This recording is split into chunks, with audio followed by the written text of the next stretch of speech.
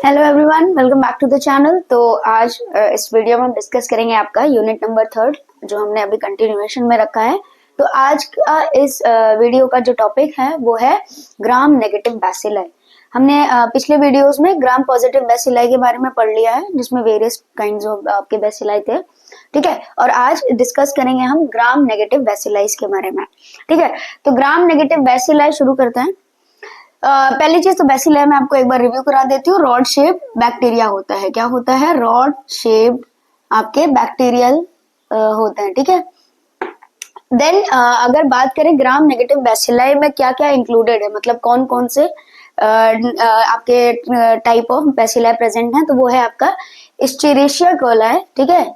एस्चेरिया आपका जो है ना एस्चेरिशिया कोलाई, देन शिंगजेला डाइसेंट्रिया, देन आपका विब्रियो कॉलेरा, देन आपका Proteus, Salmonella typhi, Klebsiella pneumoniae, Haemophilus influenzae, then Pseudomonas aeruginosa, ठीक है। Then Bordetella pertussis, Campylobacter and Helicobacter, and then आपका है ब्रुसिला अबॉर्टस, ठीक है। तो इतने सारे इसमें प्रेजेंट हैं और इन सबको हम वन बाय वन करके डिस्कस करेंगे कि इनका क्या क्या है, मींस क्या क्या कैरेक्टरिस्टिक्स हैं और क्या इनके लाइक पैथोजेनिसिटी है, मतलब ये क्या disease condition in human cause कर रहे हैं। तो शुरू करते हैं सबसे पहले आपका एस्चेरिशिया कोलाई के बारे में। तो एस्चेरिशिया कोलाई में आपका क्या है कि इसको हम कॉमनली ई कोलाई बोलते हैं। क्या बोलते हैं? ई कोलाई, ठीक है। ई कोलाई बोला जाता है नॉर्मली। तो अगर बात करें इसके डिस्कवरी की तो ये 1885 में डिस्कवर हुआ था, ठीक है। 1885 में डिस्कवर किया गया था इन फीकल सैंपल ऑफ ह्यूमन, ठीक है। ह्यूमन के फीकल सैंपल मतलब फीकल मैटर में ये डिस्कवर किया गया था।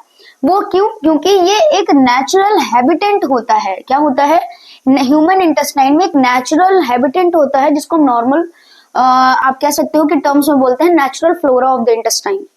Natural flora of the intestine जो कि आपके डाइजेशन में हेल्प करता है। जो आप कहते हैं ना एक बेनिफिशियल बैक्टीरिया प्रेजेंट होता है आपके इंटेस्टाइन में जो डाइजेशन और अब्जॉर्प्शन में हेल्प करता है, ठीक है। तो ये वही है एस्चेरिशिया कोलाई, ठीक है। नाउ बात करते हैं कि अगर ये बाहर है लाइक अदर देन इंटेस्टाइन, अगर अदर देन आपके इंटेस्टाइन किसी और ऑर्गन में भी, किसी और एरिया में भी, इवन इन एनवायरमेंट में भी अगर ये प्रेजेंट है तो ये कंटेमिनेट कर सकते हैं आपके फूड, वाटर एंड और आपके एनवायरमेंट को, ठीक है। फूड, वाटर एंड एनवायरमेंट, ठीक है।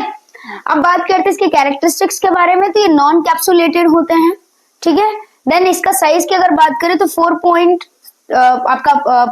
to 0.7 नैनोमीटर इनका साइज होता है। पेरिट्राइकस होते हैं इनमें फ्लैजेला, ठीक है। जो फ्लैजेला की कैरेक्टरिस्टिक्स है वो पेरिट्राइकस है। देन एरोब्स होते हैं, मतलब इनको ऑक्सीजन नीडेड है, ठीक है। इसीलिए ह्यूमन बॉडी में ये प्रेजेंट है क्योंकि ऑक्सीजन का फ्लो आपके बॉडी में प्रेजेंट होता है। देन सैचुरेशन रहता है। एरोब्स है। और अगर इनका ग्रोथ की बात करें, अगर हम इनका ग्रोथ कराएं कल्चर सेंसिटिविटी, तो ये न्यूट्रिएंट अगार आपका जो होता है मीडियम, उसमें ये 37 सेल्सियस पर इजीली ग्रो करते हैं इन 24 आवर्स। इन 24 आवर्स में, ये आप याद रखना, ठीक है। देन बात करते हैं कि इनके अंदर क्या वायरुलेंस फैक्टर्स प्रेजेंट होते हैं। नेक्स्ट है आपका वायरुलेंस फैक्टर्स, ठीक है। तो वायरुलेंस फैक्टर में मेनली अगर मैं बात करूं तो दो टाइप के होते हैं। आपका पहला होता है एंटेरोटॉक्सिन, ठीक है। आपका होता है एंटेरोटॉक्सिन, ठीक है। और दूसरा होता है आपका हीमोलाइसिन, ठीक। दो टाइप ऑफ आप ये चाहे तो लिख लीजिए, आपका एंटेरोटॉक्सिन और हीमोलाइसिन दो वायरुलेंस फैक्टर प्रेजेंट होते हैं। इन्हीं दो वायरुलेंस फैक्टर्स के थ्रू, ठीक है, इन्हीं की मदद से ये क्या करते हैं आपका लाइक हीमोलाइसिन आपका हीमोलिसिस में काम करता है, एडहेरेंस में काम करता है। एंटेरोटॉक्सिन आपकी टॉक्सिसिटी या आप कह सकते हो पैथोजेनिसिटी क्रिएट करने में हेल्प करता है। इन्हीं दो की हेल्प से ये आपकी वेरियस कंडीशंस को मींस मेडिकल कंडीशन को अकर कराते हैं। अब बात करते हैं कि इनके जो एंटेरोटॉक्सिन है जो मेन है आपका, ठीक है, जो पैथोजेनिसिटी कॉज कर रहा है, जो वो कई सर्टेन टाइप का होता है, ठीक है। इनमें भी टाइप्स हैं, एंटेरोटॉक्सिन के टाइप्स हैं, वो बात करते हैं। तो पहला इसका जो टाइप है वो है आपका एंट्रोपैथोजेनिक, ठीक है। एंथ्रोपैथोजेनिक का जो मतलब टॉक्सिन नेचर है, ठीक है। अच्छा ये भी मैं बता दूं कि ये जैसे होता है ना कि जैसे नॉर्मली एग्जांपल के तौर पे मैं आपको समझाऊं, इन ह्यूमंस जैसे होता है ना, कुछ लोग सिंगर अच्छे होते हैं कुछ लोग डांसर अच्छे होते हैं, कुछ लोग आप कह सकते हो कि स्पोर्ट्स में अच्छे होते हैं। जैसे ह्यूमन में अलग अलग कैरेक्टरिस्टिक्स होती हैं, तो वैसे ही ई कोलाई में अलग अलग कैरेक्टरिस्टिक्स होती हैं अलग अलग सेल में।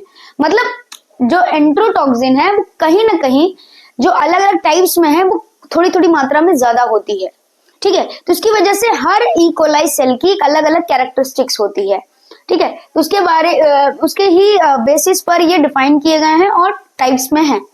तो बात करते हैं एंट्रोपैथोजेनिक जो टाइप ऑफ ई कोलाई है, जिसके अंदर एंट्रोटॉक्सिन जो पहला वाला है, ठीक है, एंट्रोटॉक्सिन जो फर्स्ट एंट्रोपैथोजेनिक ज्यादा होता है, तो वो कॉज करता है इन्फेंटाइल डायरिया। क्या कॉज करता है? इन्फेंटाइल डायरिया, मतलब इन्फेंट्स में डायरिया कॉज करने की कैपेबिलिटी होती है उसके अंदर। दूसरा अगर हम बात करें तो एंट्रोटॉक्सोजेनिक ई कोलाई होता है, ठीक है, ये टाइप होता है, उसमें एंट्रोटॉक्सिन सेकंड वाला जो है वो हाई होता है। इसमें ट्रैवलर्स डायरिया कॉज करने की कैपेबिलिटी होती है। नेक्स्ट बात करते हैं एंट्रो इन्वेजिव ई कोलाई होता है। एंट्रो इन्वेजिव ई कोलाई क्या होता है आपका? ये कैरेक्टराइज्ड है आपके म्यूकस और ब्लड को आप कह सकते हो सिक्रीट कराने में, या आप कह सकते हो या ये इन्फेक्शन और इरिटेशन कॉज करता है आपके इंटरनल जीआई म्यूकस मेम्ब्रेन पर, ठीक है, जिससे आपका म्यूकस एंड ब्लड का प्रोडक्शन ज्यादा होता है इन स्टूल, ठीक है। देन नेक्स्ट इज एंट्रो हीमोरेजिक, जिसमें आपका ब्लड का प्रोडक्शन भी इंक्रीज करा सकता है ड्यू टू इन्फेक्शन, ठीक है। देन नेक्स्ट है आपका entero aggregative E coli. Entero aggregative E coli में आपका डिहाइड्रेशन कॉज करता है। डिहाइड्रेशन मतलब deficiency of fluid in body, ठीक है। देन आपका नेक्स्ट है एधरेंट ई कोलाई। एधरेंट आपका डिफरेंशियल एधरेंट ई कोलाई होता है। क्या होता है? डिफरेंशियल एधरेंट ई कोलाई, ठीक है। डिफरेंशियल एधरेंट ई कोलाई आपका क्या कॉज करता है? Watery diarrhoea. क्या कॉज करता है? वाटरी डायरिया, मतलब आपका जो फ्लूइड आपका होता है, ठीक है। अब बात करते हैं तो ये दो आपके जो वायलेंस फैक्टर एंट्रोटॉक्सिन और हीमोलाइसिन की हेल्प से, जिसमें एंट्रोटॉक्सिन के इतने सारे टाइप्स हैं, उसके हेल्प से अदर कंडीशंस कॉज करते हैं, उसके बारे में डिस्कस करते हैं। आगे बात करते हैं कि क्या पैथोजेनिसिटी हमें देखने को मिलती है। तो आपका जैसे इश्चेरिशिया कोलाई में आपका मेनली देखने को मिलता है डायरिया एंड डाइसेंट्री, ठीक है, मेनली ये देखने को मिलता है। लेकिन अदर देन दैट आपका जो मोस्ट कॉमन इन्फेक्शन कॉजिंग है, लाइक मतलब कह सकते हो इश्चेरिशिया कोलाई, अदर देन आपका एब्डोमिनल, तो वो है आपका यूटीआई, मतलब urinary tract infection. Then pyogenic infection होने के हैं chances. Then systemic infection and travels diarrhoea, ठीक है। इनके बारे में डिस्कस करें अगर, तो डायरिया क्या है आपका? मेनली लूज वाटरी स्टूल्स होते हैं। लूज वाटरी स्टूल्स होते हैं जो कि आपकी जैसे मैंने बात करी कि एंट्रोटॉक्सिन होते हैं जो अलग अलग उनकी वजह से क्रिएटेड है, ठीक है। देन नेक्स्ट इज डाइसेंट्री की बात करते हैं तो उसमें लूज स्टूल्स होते हैं विद ब्लड एंड म्यूकस, ठीक है। आपका जो जैसे हमने बात करी कि आपके अलग अलग एंट्रोटॉक्सिन में हमने बात करी, तो वो रिस्पॉन्सिबल होते हैं आपके लूज स्टूल विद म्यूकस। जैसे होता है ना कि म्यूकस और ब्लड को सिक्रीट कराने में उनका कैरेक्टर मतलब नेचर है, ठीक है। तो वही है कि वो with that enterotoxin the effect, and उसकी वजह से लूज स्टूल और blood loose stool with blood and mucus हमें देखने को मिलता है इन डाइसेंट्री।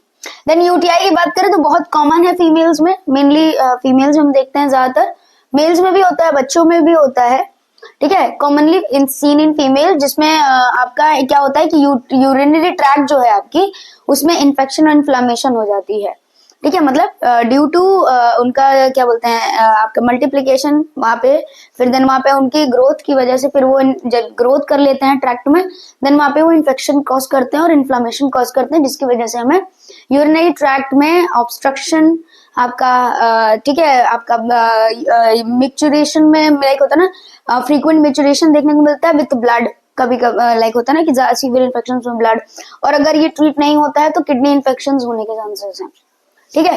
देन यूटीआई के बाद हम नेक्स्ट बात करते हैं पायोजेनिक इन्फेक्शन। पायोजेनिक मेनली आपका न्यूबॉर्न में देखने को मिलता है। ये आपका इंट्रा एब्डोमिनल इन्फेक्शन को कहते हैं। इंट्रा एब्डोमिनल इन्फेक्शन मतलब एब्डोमेन के अंदर, ठीक है, इंट्रा मींस अंदर, एब्डोमिनल इन्फेक्शन, ठीक है, अंदर की लेयर्स में आपको इन्फेक्शन देखने को मिलता है मेनली न्यूबॉर्न्स में, क्योंकि ये अम्बिलिकल कॉर्ड से मेनली आपका स्प्रेड होता है, ठीक है, अम्बिलिकल कॉर्ड से स्प्रेड होता है। Then next is systemic infection. Systemic infection में आपका आता है सेप्टिसिमिया, मतलब infection in blood, and then next is travellers diarrhoea. अब ट्रेवलर्स डायरिया क्या है मैं आपको एक्सप्लेन करूं तो जैसे आप कहीं ट्रेवल कर रहे हो या कहीं आपके मतलब आप कहीं फॉरेन जगह पे गए हो, ठीक है, मतलब अपने से थोड़ी अपने रीजन से थोड़ा बाहर गए हो, ठीक है, ठीक, तो या फिर आप कह सकते हो कि कोई बाहर के रीजन से आप इधर आया और फिर उसने आप होता है ना ट्रैवलिंग साइड पे आप अलग अलग टाइप ऑफ फूड खाते हो, ठीक है, तो उसकी वजह से क्या होता है कि कभी ना कभी ऐसा होता है कि कहीं ना कहीं कंटेमिनेशन आपको क्या होता है, आप कांटेक्ट में आते हो कंटेमिनेशन का, उसकी वजह से आपका जो ईस्चेरिशिया कोलाई है वो आप कंज्यूम करते हो, उसकी वजह से क्या होता है कि आपको डायरिया होता है। डायरिया में मेनली इसमें आपका होता है वॉमिटिंग, आपका लूज स्टूल्स होंगे, इंट्रा एब्डोमिनल क्रैम्स होंगे, सॉरी आपके एब्डोमिनल क्रैम्स होंगे, मेलियस, फटीगनेस, यही सारी चीजें, डिहाइड्रेशन, ठीक है। तो ट्रैवलर्स डायरिया इज दैट कि जो ट्रैवलिंग करते वक्त आप कंज्यूम कर रहे हो उसमें आप कंटामिनेटेड फूड या वाटर कंज्यूम करते हो, उसकी वजह से कॉजिंग जो रिजल्ट डायरिया का, दैट इज ट्रैवलर्स डायरिया। अब इनके ट्रीटमेंट की बात करें तो एस्चेरिशिया कोलाई का ट्रीटमेंट आपका मेनली है एंटीबायोटिक्स, उसमें जो आपका यूज करते हैं doxycycline and norfloxacin. Doxycycline mainly अगर आप देखोगे तो यूटीआईज में आपका यूज होता है, नॉरफ्लॉक्सासिन आपके डायरिया डायसेंट्री इन सारी चीजों में होता है, ठीक है। तो बात करते हैं नेक्स्ट आपका, इसके बाद एस्चेरिशिया के बाद आपका शिंगजेला डायसेंट्री है, ठीक है। आगे बात करते हैं आपका शिंगजेला डायसेंट्री है आपका, ठीक है। तो शिंगजेला डायसेंट्रिया में क्या है आपका, मेनली ये एरोब्स होते हैं एंड फैकल्टेटिव एरोब्स होते हैं, ठीक है, मतलब ये दोनों में सर्वाइव कर सकते हैं, अगर हम इनको थोड़ी सी ऑक्सीजन प्रोवाइड कर दें तो भी ये उसमें सर्वाइव कर जाएंगे। डिस्कवर्ड बाय कायुशी शिंगा, ठीक है, कायुशी शिंगा जी ने इन्होंने किया था, जो कि एक जापानीज है आपका, ठीक है, एक जापानीज साइंटिस्ट थी जिन्होंने ये डिस्कवर किया था इन 1890s में, मतलब कोई फिक्स नहीं है ये, 1890s के अप्रोक्स इन्होंने इसको डिस्कवर किया था। ये नॉन फ्लैजिलेटेड होते हैं, नॉन कैप्सुलेटेड होते हैं, नॉन स्पोरिंग होते हैं, नॉन मोटाइल होते हैं, सारा नॉन इन्हीं में है। साइज की बात करें तो 2 to 4 हो सकता है अब इनका लेंथ, और डायमीटर 0.6 नैनोमीटर, ठीक है। वायरलेंस अगर फैक्टर की बात करें तो इनके अंदर होता है शिगा टॉक्सिन, ठीक है, then endotoxin, then exotoxin, intestinal adherence factor, इनमें एंडो एक्सो दोनों प्रेजेंट है, ये आप ध्यान में रखना, प्लस शिगाटॉक्सिन एंड आपका इंटेस्टाइनल एडहेरेंस फैक्टर, मतलब वहां पे कॉलोनी क्रिएट करने के लिए एडहेरेंस फैक्टर। अब बात करते हैं कि ये पैथोजेनिसिटी क्या कॉज करते हैं, तो पहला है आपका एक्यूट डायरियल डिजीज कॉज करते हैं, जो कि मेनली आपका 5 to 7 days मतलब अप टू वीक रहता है, ठीक है। इसमें आपका डायरिया जैसे सिम्टम्स आते हैं, लेकिन ये एज फॉर्म ऑफ डिजीज में रहता है, मतलब ये रिकवर नहीं होता जल्दी इसमें जब तक आप थेरेपीज नहीं प्रोवाइड करोगे, then means like antibiotic therapies. Then दूसरा है शिगिलोसिस हो गया आपका। शिगिलोसिस में क्या होता है कि आपका बेसिलरी डायसेंट्री होती है, ठीक है। तो बेसिलरी डायसेंट्री में आपका मेनली जो कहते हैं कि ना डायसेंट्री जैसे आपका होता है कि ब्लड विद म्यूकस होता है, इसमें ब्लडी स्टूल्स आते हैं आपके mainly with abdominal cramps, dehydration and fatigueness और वॉमिटिंग, ठीक है। देन बात करते हैं कि ये रूट क्या है इसका, तो वो है आपका फीकल ओरो रूट, मतलब contamination of food water with faecal matter, और वो अगर आप आपका इंगेस्ट कर रहे हो ओरल रूट के थ्रू तो ये डिजीजेस होने के चांसेस हैं। अगर ट्रीटमेंट की बात करें तो एंटीबायोटिक्स चलती है, जो कि मेनली आपका एम्पीसिलिन, टेट्रासाइक्लिन और आपके क्यूनिनोल्स भी दिए जाते हैं, ठीक है। तो ये होगा आपका शिंगजेला डायसेंट्रिया। देन नेक्स्ट बात करते हैं आपका वाइब्रियो कॉलेरा के बारे में। आगे बात करते हैं आपका वाइब्रियो कॉलेरा के बारे में, ठीक है। तो वाइब्रियो कॉलेरा आपका क्या है, इसमें अच्छा मैं बता दूं कि इसको आप नोटिस करना, इसमें अलग अलग चीजें आपको देखने को मिलेंगी। पहला है ये शॉर्ट कर्व्ड रॉड है आपका, ये ग्राम नेगेटिव बेसिलाई तो है, कर्व्ड बेसिलाई भी है, मींस रॉड बेसिलाई भी है, लेकिन ये शॉर्ट कर्व्ड है। शॉर्ट कर्व्ड का मतलब है कि ये रॉड नॉर्मली बेसिलाई होता है ग्राम नेगेटिव, लेकिन ये क्या है, ये रॉड है और ये शॉर्ट कर्व में है। जैसे कॉमा नहीं होता आपका, आप कॉमा कैसे लगाते हो, ऐसे लगाते हो ना, ऐसे ऐसे करके, तो ये ऐसे बेसिलाई, ये कर्व होते हैं, शॉर्ट होते हैं, रॉड में होते हैं, mainly found in water bodies, ठीक है। आपके वाटर बॉडीज वैसे ये कंटेमिनेटेड वाटर बॉडीज में मिलते हैं। कंटेमिनेटेड मतलब जैसे आपके गंदे जो पानी होते हैं, जैसे आपका इकट्ठा हुआ गंदा पानी आपके नाली का हो गया, ठीक है, ऐसे, ठीक है, कंटेमिनेटेड वाटर बॉडीज में मिलता है। Discovered by Robert coach in 1883, ठीक। नॉन कैप्सुलेटेड होते हैं, नॉन स्पोरिंग होते हैं और नॉन एसिड फास्ट बेसिलाई होते हैं। ये कुछ नया है ना, नॉन एसिड फास्ट बेसिलाई होते हैं। Then next is single polar flagellum इनमें होता है। सिंगल पोलर फ्लैजिलम मतलब किसी एक एंड पर एक फ्लैजिला प्रेजेंट होगा। देन डार्टिंग मोटिलिटी हमें इसमें देखने को मिलती है। डार्टिंग मतलब खिसकते जैसे नहीं है, खिसकना, दैट इज डार्टिंग मोटिलिटी हमें देखने को मिलती है। एरोब्स फैकल्टिव होते हैं, ये मतलब फैकल्टिव एरोब्स मतलब जैसे हमारे स्लग बेस्ड, ठीक है, जहाँ पे ऑक्सीजन इतना भी अप्रोप्रिएटली नहीं प्रेजेंट है, लेकिन ये फिर भी ऑक्सीजन विथ वैसे जो नेचर है, ठीक है, जैसे आपका कहते हैं ना कीचड़ में या कचड़े में, ऐसा टाइप, ठीक है, तो फैकल्टिव एरोब्स हैं ये। नॉर्मल डिसइंफेक्टेंट से ये किल हो जाएंगे या फिर कोई लो पीएच का अगर कोई सॉल्यूशन है तो। लो पीएच मतलब लेस देन आपका क्या बोलते हैं 4, ठीक है, लेस देन 4। जैसे आपके इंटेस्टाइनल में 1.2 आपका प्रेजेंट होता है HCl का, तो वहां पे तो आप इजिली ये आप कुछ भी कंज्यूम करोगे तो खत्म हो जाता है। आउट अगर एनवायरमेंटल क्लीनिंग है तो लेस देन आपका 4, लेस देन आपका क्या बोलते हैं 3 लो पीएच में ये कैन बी किल्ड। वायरलेंस की बात करें तो इनके अंदर बस एक ही वायरलेंस फैक्टर प्रेजेंट होता है, वो होता है कॉलेरा टॉक्सिन, जिसको हम कॉलेरा जेन कहते हैं, ठीक है, और इसी से ये कॉज करते हैं कॉलेरा। क्या कॉज करते हैं? कॉलेरा। और कॉलेरा डिजीज कंडीशन है जिसमें आपको राइज वाटरी स्टूल मेनली देखने को मिलता है with abdominal cramps and dehydration. इसका दो मेजर चीज है कि राइज वाटरी स्टूल की वजह से डिहाइड्रेशन कॉज होता है, जो कि एक फेटल डिजीज है। फेटल मतलब जानलेवा, एक जानलेवा बीमारी है, ठीक है। क्यों? क्योंकि डिहाइड्रेशन इतना हो जाता है, वॉल्यूम इतनी कम हो जाती है कि सर्कुलेशन पॉसिबल नहीं है और शॉक जैसी कंडीशन अराइज हो सकती है इन पेशेंट, ठीक है। तो हमारा मेन फोकस होता है डिहाइड्रेशन को कवर अप करना, रिहाइड्रेट करना। तो इसमें रिहाइड्रेट की थेरेपी चलती है। ट्रीटमेंट की बात करें तो ओरल रिहाइड्रेशन मतलब ORS वगैरह या ओरल फ्लूइड, हम ये सारी चीजें, और पेरेंटरल में IV फ्लूइड्स वगैरह हम आपका एडमिनिस्टर करते हैं। एंटीबायोटिक में मेनली टेट्रासाइक्लिन इसमें एप्लीकेबल है। तो ये हो गया आपका वाइब्रियो कॉलेरा। नेक्स्ट है आपका प्रोटीएस, ठीक है। तो प्रोटीएस के बारे में डिस्कस करते हैं। तो पहले मैं कहना चाहूंगी कि प्रोटीएस को हम अपॉर्चुनिस्टिक पैथोजन भी कहते हैं।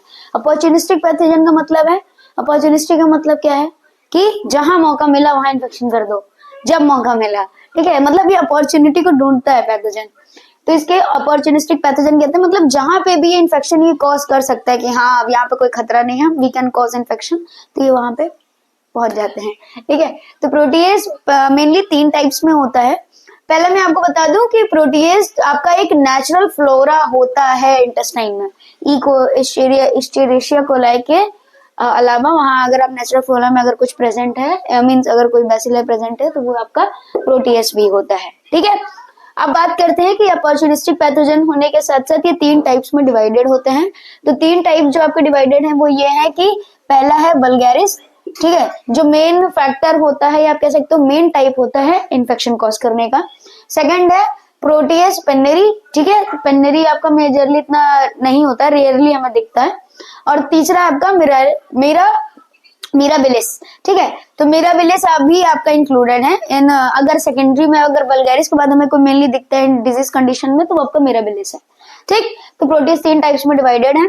अब बात कर देंगे कैरेक्टरिस्टिक्स के बारे में। तो ये मोटाइल होते हैं, नॉन कैप्सुलेटेड होते हैं, पेरीट्राइकस फ्लैजुला प्रेजेंट होता है। वायरुलेंस की अगर हम बात करें तो इनके अंदर यूरिएस प्रेजेंट होता है एज इनका क्या बोलते हैं वायरुलेंस फैक्टर, जो कोलोनाइजेशन में हेल्प करता है, मतलब ग्रोथ और कॉलोनी डेवलपमेंट में, ठीक है। फिम्ब्रियासिस होता है, फिम्ब्रिया में ये क्या होता है कि ये एडहेरेंस का काम करते हैं with the help of fimbriae, ठीक है। एंड हीमोलाइसिन प्रेजेंट होता है जिससे एक्चुअल पैथोजेनिसिटी कॉज करते हैं।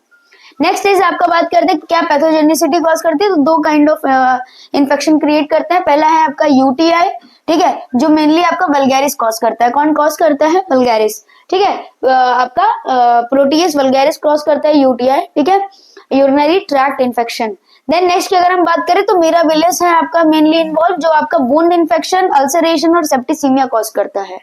वुंड इन्फेक्शन मतलब जैसे कोई भी ओपन इंजरी है और उसमें अगर इन्फेक्शन कॉज हो रहा है जिसमें प्रोटीएस मिल रहा है, तो वहां पे मेनली आपको प्रोटीएस मिराबिलिस ही देखने को मिलेगा कि वो इन्फेक्शन जैसे रेडनेस, स्वेलिंग, डिस्चार्ज, पस मेकिंग, ये सारी चीजें हमें देखने को मिलती है एज अ सिम्टम, ठीक है। अल्सरेशन की बात करें कि अल्सरेशन होता है आपके बर्न में, ठीक है। लाइक अगर आप कहीं जले हो, वहां पे अल्सर फॉर्म हो गया, तो अगर उस अल्सर में कोई इन्फेक्शन आपको देखने को मिलता है, कोई डिस्चार्ज, कोई रेडनेस, किसी भी काइंड ऑफ इन्फेक्शन अगर आपको देखने को मिल रहा है और वहां पे ये प्रेजेंट है प्रोटीएस, तो मिराबिलिस की वजह से हुआ है, ठीक है। देन सेप्टिसीमिया आपका इन्फेक्शन इन ब्लड, ठीक है। देन अगर बात करें ट्रीटमेंट की, तो इनमें ट्रीटमेंट में खास बात यह है कि ये टेट्रासाइक्लिन जैसे हम अप्लाई कर रहे हैं, या हम मेनली आपके जैसे यूटीआई में नाइट्रोफ्यूरेंट्राइन देते हैं, तो ये आप मेनली दिया जाता है।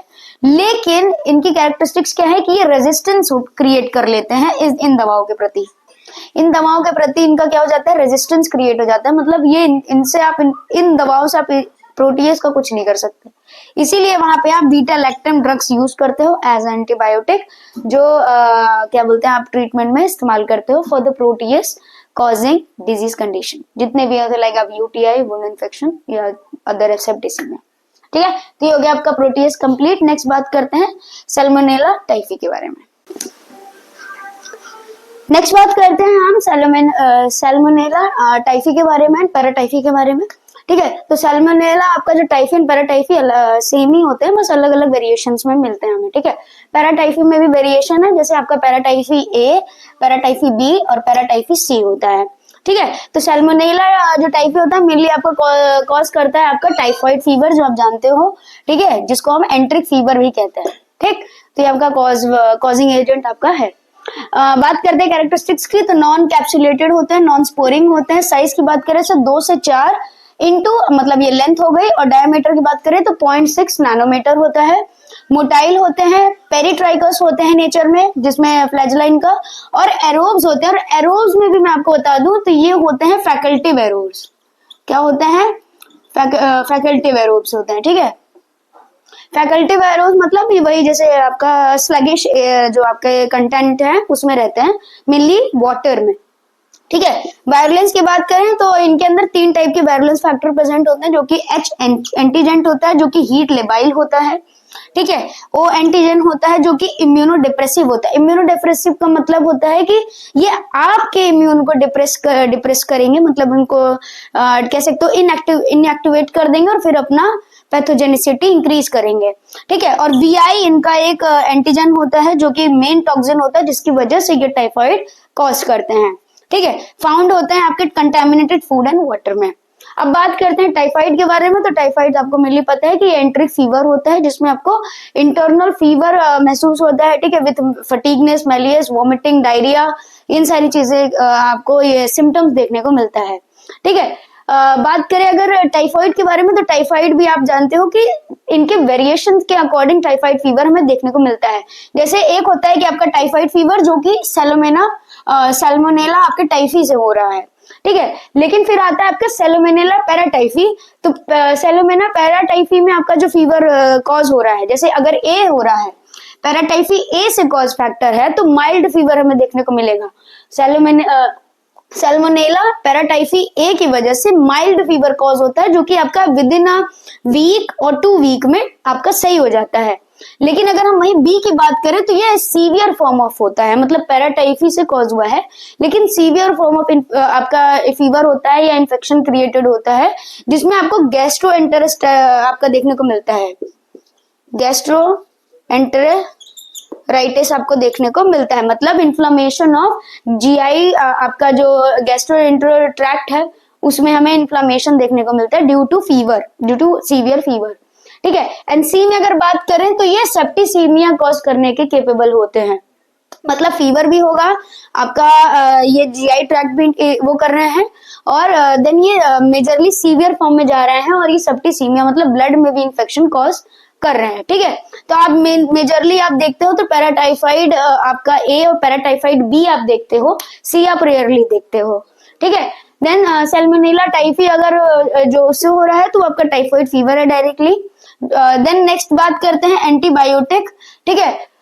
सैल्मोनेला टाइफाइड आपका मेजर ही पैराटाइफाइड में किया जाता है, मैं ये भी बता दूं, ठीक है, पैराटाइफाइड में किया जाता है, क्योंकि मेरी वेरिएशंस में ही हम देखते हैं कि किस स्टेज पर है। अगर आपका ओ पॉजिटिव है, ओ एनएच पॉजिटिव है, मतलब अब जैसे रिपोर्ट्स वगैरह में देखते हो जो आपका विडाल टेस्ट है, ठीक है, तो उसमें आप कह सकते हो ना कि ये एंटीजन की वजह से, मतलब ये एंटीजन प्रेजेंट है, ठीक है, आपके सीरम उसमें, देन आपके ब्लड सैंपल में, और उसके बाद वो कैलकुलेट करके बताते हैं कि अच्छा आपको पैराटाइफाइड ए, बी और सी कौन कौन से पॉजिटिव हैं इन नेचर। बात करते हैं ट्रीटमेंट की, तो एंटीबायोटिक्स इसमें चलते हैं, जो कि जैसे आपको क्लोराफेनिकॉल चलता है पैराटाइफाइड में, जो आपके पैराटाइफाइड वाले फीवर हैं उसमें क्लोराफेनिकॉल चलते हैं। अगर ड्रग ऑफ चॉइस की बात करें तो एजिथ्रोमाइसिन एंड सिप्रोफ्लॉक्सासिन इसका ड्रग ऑफ चॉइस होता है, ठीक है। तो ये हो गया आपका साल्मोनेला टाइफी, एंड बाकी के आपके बच रहे हैं क्लेप्सिला निमोनिया से लेके आपके ब्रुसेला अबॉर्टस तक, जो कि हम डिस्कस करेंगे नेक्स्ट वीडियो में। तो मिलते हैं आपके साथ नेक्स्ट वीडियो में।